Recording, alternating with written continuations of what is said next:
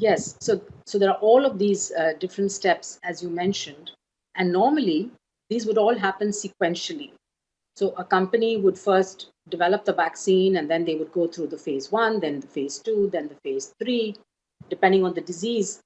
Phase threes can take a long time, and then once they had the result from the trials, they would start scaling up manufacturing, apply for licensing in different countries, and then start supplying the vaccine.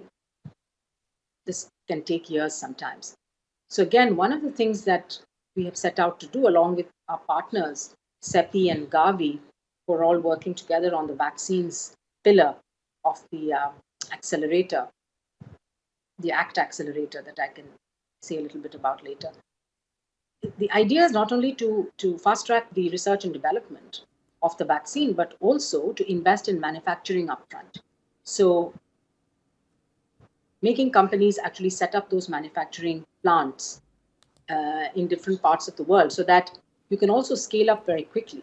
Now, this, of course, is a risky proposition for companies because they don't know when they set out to do the trial whether or not their vaccine is going to be effective and whether or not they're going to need that manufacturing plant.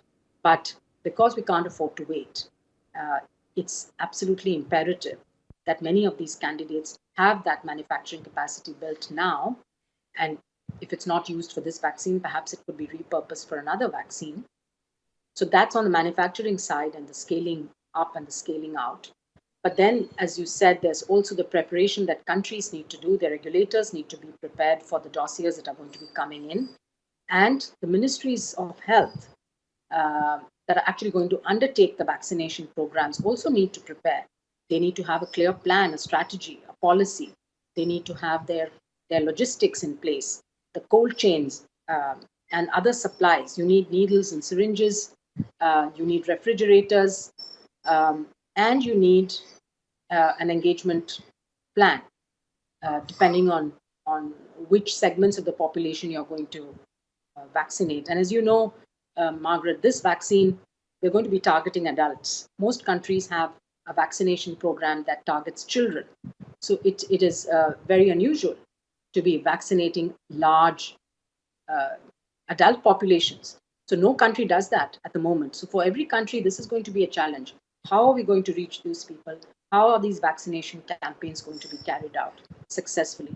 And how do we get communities and people also to start understanding and learning and be accepting of this vaccine when it does become available? And that's why I think communication is very important. And I did say that while speed is important, it cannot be at the cost of compromising on the safety or the efficacy standards that one is setting for oneself.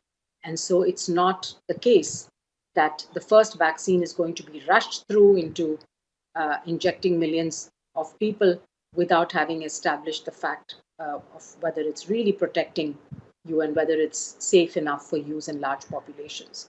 So there are clear protocols, there are clear criteria to to test those against, and the regulators are watching also very carefully.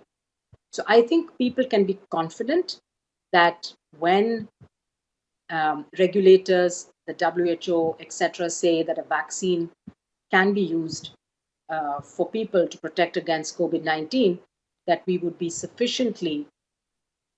have seen sufficient data to be confident that this is the case. Now, having said that, you can always have a very rare side effect that is not observed during the initial clinical trials, even in tens of thousands of people. It could be so rare that you only start seeing it when you're vaccinated millions of people, right? And so that's why we continue what's called the post licensure monitoring, what's sometimes called the phase 4 trial, where even when you've been fairly confident, the regulators have licensed the vaccine for use, you're still following up for a couple of years to make sure that there's nothing that goes wrong, or there's something that's rare and that can only be picked up, you know, when you vaccinate large numbers of people. And this could happen, and we have to be aware.